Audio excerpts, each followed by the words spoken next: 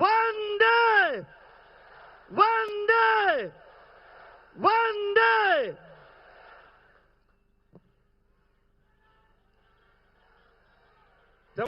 அந்த அடிப்படையிலே இன்றைக்கு பாரத பிரதமர் அவர்கள் இன்றைக்கு மேக் இன் இந்தியா திட்டத்தை கொண்டு வந்து கோவைக்கு மட்டும் 3300 கோடி டிஃபென்ஸ் கார்டர் திட்டத்தை கொடுத்தார்கள்.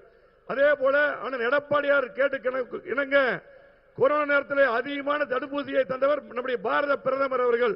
அதே போல ஆபரேஷன் சிந்தூர் இன்னைக்கு தந்து பாரத பிரதமர் அவர்கள். அதே போல ஜிஎஸ்டி 2.0 5% மற்றும் 18% கொண்டு வந்தது மாண்புமிகு பாரத பிரதமர் நரேந்திர மோடிஜி அவர்கள்.